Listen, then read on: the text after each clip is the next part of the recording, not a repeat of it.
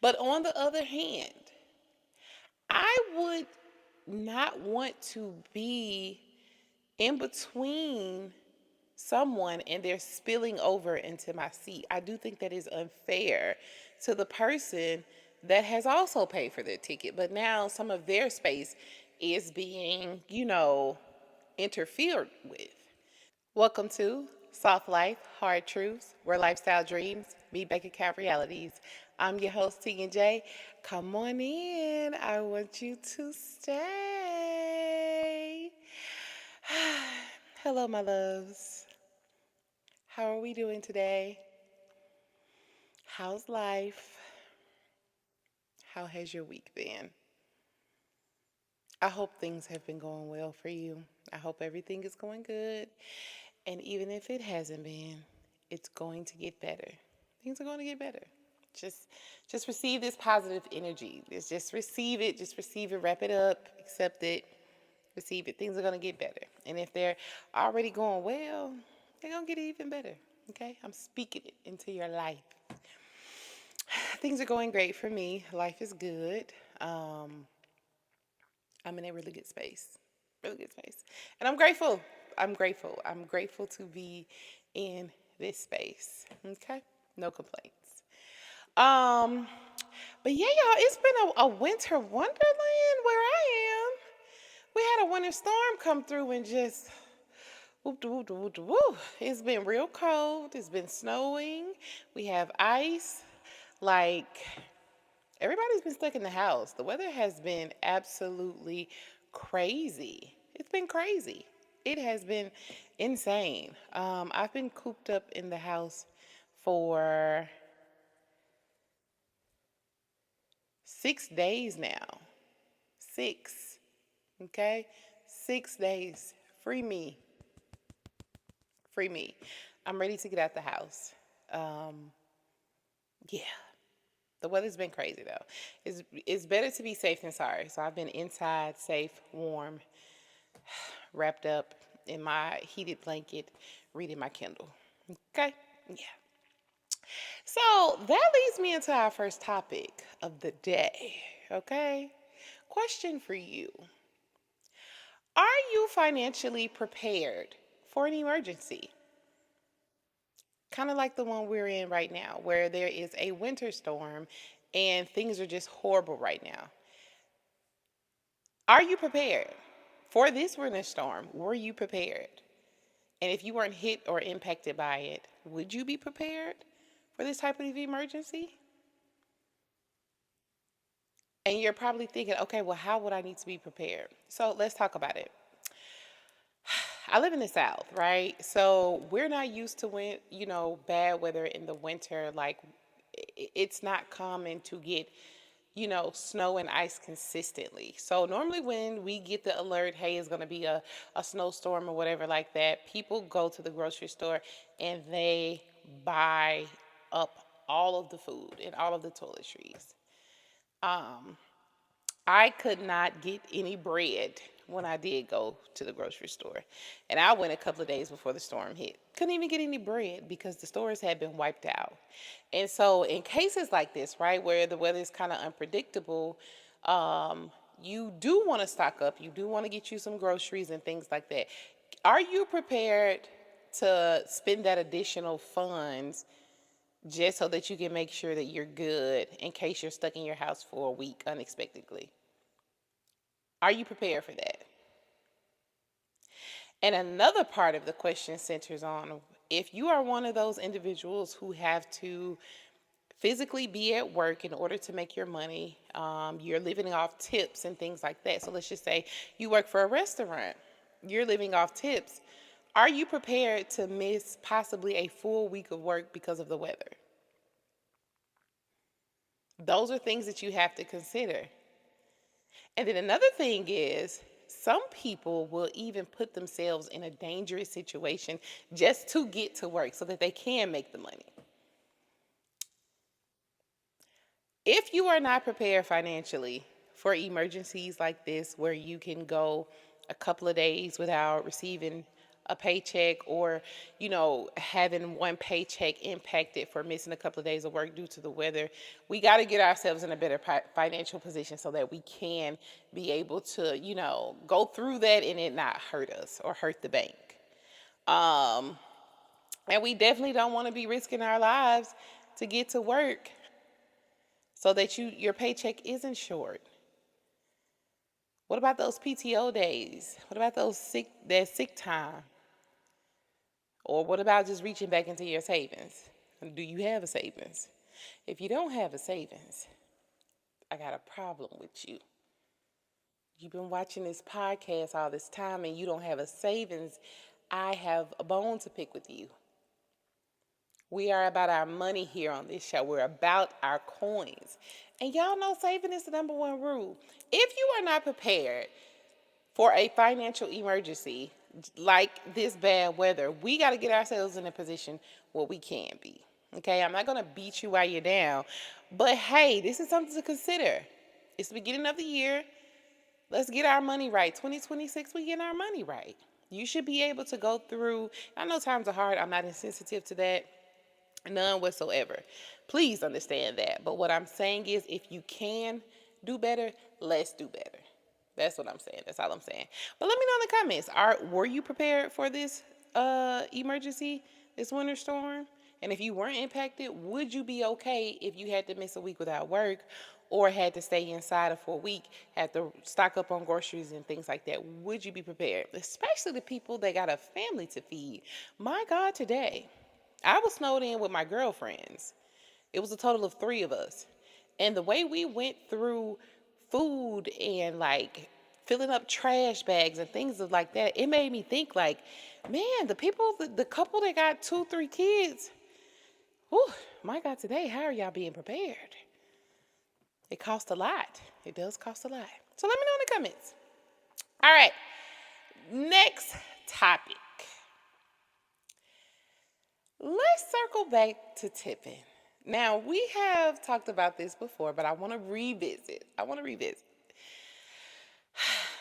Do you look at people funny when they don't tip certain people? Let's talk about it.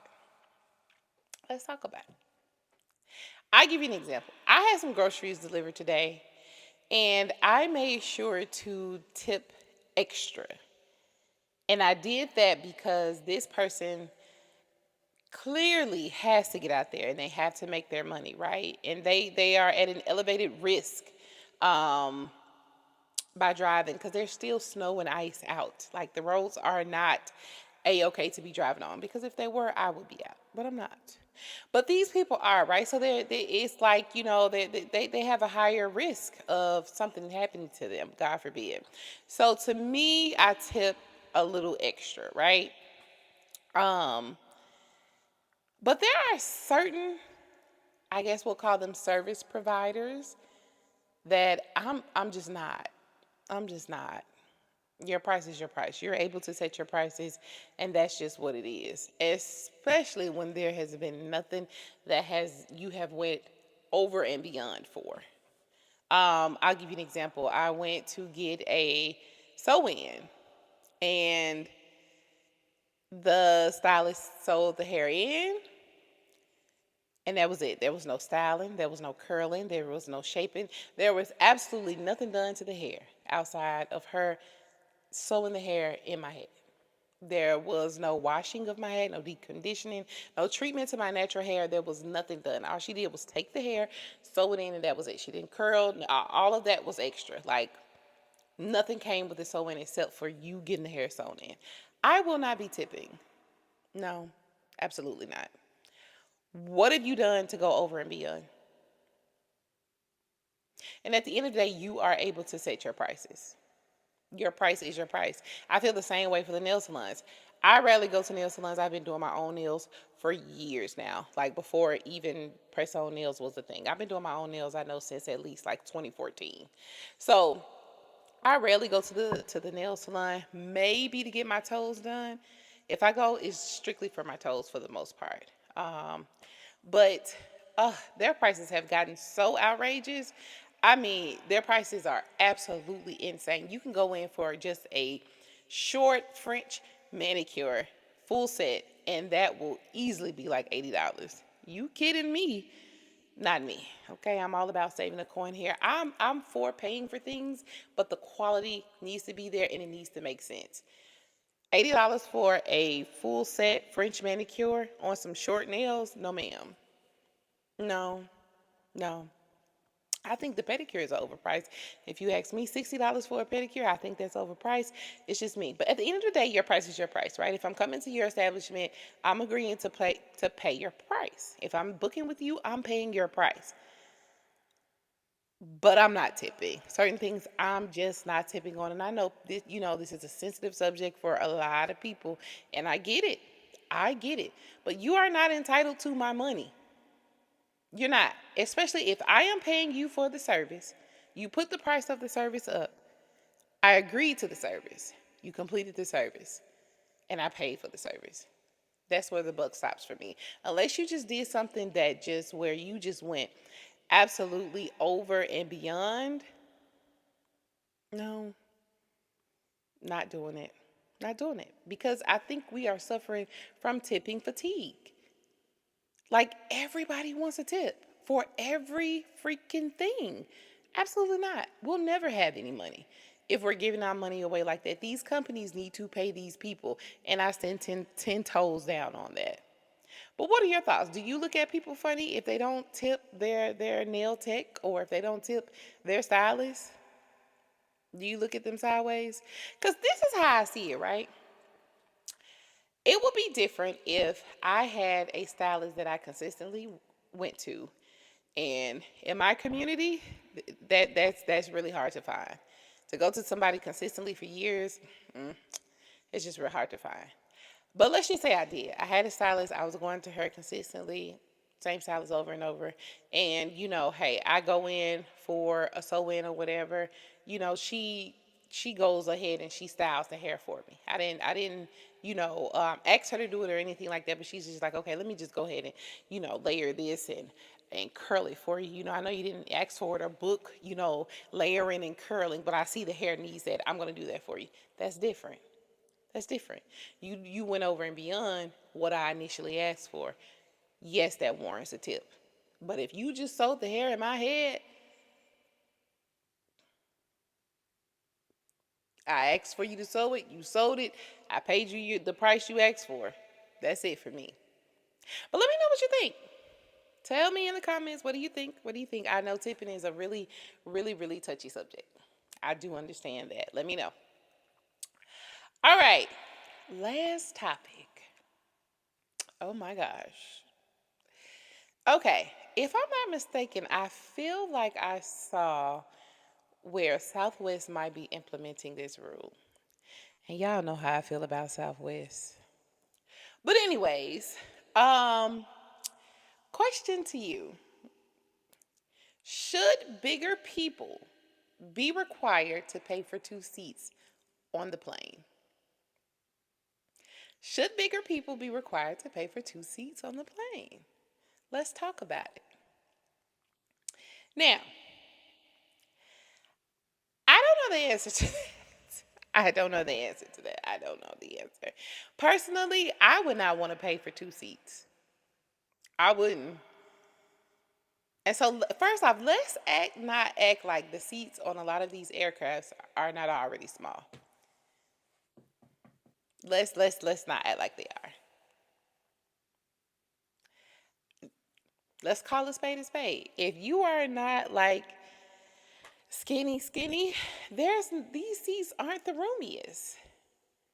And I am a plus size girl, okay? I got hips, I got thighs, I got booty, you know what I'm saying? So, and so I would feel away if I had to pay for two seats. I would. I would feel away if I had to pay for two seats. But on the other hand, I would not want to be in between someone and they're spilling over into my seat. I do think that is unfair to the person that has also paid for their ticket, but now some of their space is being, interfered with. So I don't know. I kind of see it from both sides. I think the answer is I think that the seats need to be made bigger. I do. I don't think the seats are being made, at a decent size. And people can say, oh, Americans are too big, Americans are too big, blah, blah, blah. If I'm not mistaken, the average clothing size for a woman is about size 12 to 14. I could be wrong, but I think it's around. Let's just go with a size 12. That's still considered plus size. So anybody over a size 12 should have to buy two seats, or like, and how are they going to regulate that and manage that? Are you going to have to get on a scale before you can get on the plane? And then what happens if a person, let's just say the airline feels like, okay, you should have purchased two tickets, but there aren't two seats anymore. So what does the person get kicked off the aircraft and then they have to go and purchase two more tickets like later their flight? Like how will that be regulated? How will that be managed? Like how are you going to manage people's weight? And is it going to be a weight thing? Because your height impacts your weight as well. Somebody that is, you know, 4'10" and weigh 200 pounds looks completely different from somebody that's 6'2" and 200 pounds. They're going to feel out different. So, how will that be regulated? I don't know. All I know is, being a big girl myself, I would not want to pay for two seats. But it is also unfair to be spilling over into somebody else's seat. So, I don't know. I don't I don't know. I think the airline should just make the seats bigger. Make the seats bigger. I don't know. Tell me your thoughts. Let me know. All right. Now it's time for the finance column. We'll keep it real short, cute, and sweet. I kind of touched on this last week. Listen, it is refund time, tax refund time. It is time to get your refund checks. For those of us that get refunds, some people have to pay. If you do get a refund, let's talk, okay? First things first, don't give anybody your money to flip. Please. Do not give your boyfriend, your baby daddy, your little whoop de woo, your uncle, your cousin, your sister, your niece, your auntie. Don't give anybody your money to flip. We're not doing that. No. Because if they was that good at flipping and whatever they do, they would be off busy running flipping their own money. But now they come into you trying to make some money off of you. That should tell you everything you need to know. Just know you give them that money, you're probably never going to get it back, and then boom, now you got a relationship that's severed. Keep your money in your pocket. Don't look for nobody to take some of your money and go and double it, quadruple it. Don't even expect that. Because one, you don't even know what they're doing to flip the money. It could be some illegal stuff. And we don't have time for that. Okay? And even if it is legal, why you can't do that with your own money? Why do you need my money? We all love a good come up, you know what I'm saying? We love to make our money grow. Find a safer way, okay? Please. Next, create a zero-based budget for the funds. When you go file your taxes, you're going to know how much money you're getting back. You're going to know what your return looks like, right? Go and create a budget for it immediately. So therefore, when it hits, when that deposit hits, you already know what to do. And saving some of that money needs to be in the budget. Save a portion of it. Keep in mind, this is money that you did not have. So you should be able to save some of this money. Now, I get it. You got bills. Things have popped up. You may be in need. You may need a car. You might need to, pay your bills that are behind, your water bill, your light bill. Might be behind on the mortgage. That's cool. Take care of what you got to take care of. Take care of what you owe. Please. But save some of that money. Save it. Go get you a little high yields savings account, which you should already have, because we talk about this on the podcast all the time. A high bare minimum get you a high yield savings. Please put your money in there. Put a portion of it, especially if you are getting a large return in the thousands. Please take some of that money and put it in your high yield savings and don't touch it. Don't touch it. Please. Please. And lastly, it's all about balance.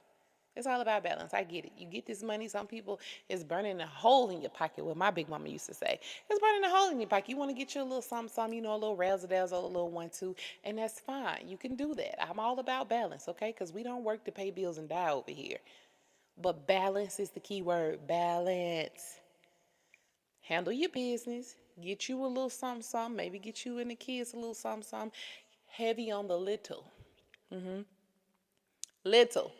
Don't go all out. Don't go ball out. Don't go, flashing money, buying bottles, getting sections, and don't do all that. You know what I'm saying? Get you a little fashion over order. If you getting back thousands and thousands and thousands of dollars, get you a little $150 fashion over order. You can get a lot with that. Get you some dresses, some jeans, a little heels, and do your little 1, 2. But then put thousands in the savings account as well. Balance. Okay. All right. I'm off my soapbox. All right, now it's time for the hard truth of the week. In the infamous words of Aaliyah, if at first you don't succeed, dust yourself off and try again. If at first you don't succeed, dust yourself off and try again, okay? Let's talk about it. In this life, you're going to fall, okay? You're going to try things and you're going to fail. Yeah, you're going to fail. You failed already.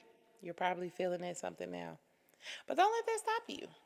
Pick yourself up, try again. If this is something you really want, work hard at it. Go hard for it. Like, try again. You have to try again. You have to keep trying. If this is something you really want, keep trying, keep trying, keep trying until you are successful. You can do it. You'll do it. Pick yourself up. I'm the type of person, if I feel at something, I'm going to be emotional. I need to get my emotions out. I need to complain to my friends and family about it. I need to, shed me a little tear. And then after I'm done complaining and blah, blah, blah, crying and all of that, then I'm going to pick myself up and I'm going to go handle business because that's just what I do. And you're going to do the same. Pick yourself up, have your moment. I tell my friends all the time, okay, I'm going to let you have your moment. I'm going to give you a day or two, a week or two, depending on how big of an issue it is. Give you your moment. But you got to get back up and you got to get back out there.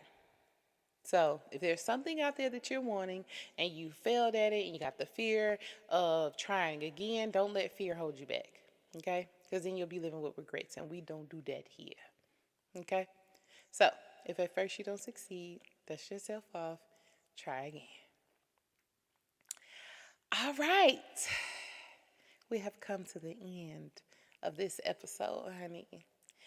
And I would like to thank you guys for tuning in. Please take the time to like, comment, subscribe, share to somebody that you think will benefit or enjoy the podcast. Okay, we're still growing the family over here. So please spread this. Okay, we need to get the word out. Spread it, spread it, spread it. I love you guys so much. Thank you for tuning in. Yeah, it's going to be a really good year. I just feel it all in my bones. Like, I'm happy. I hope you're happy too. And if not, I'm going to, push some of that energy toward you. But yes, thank you guys so much for watching. You could have been anywhere in the world tonight, but you decided to be right here with me. And I don't take that for granted. Love you deep over here. Love you deep.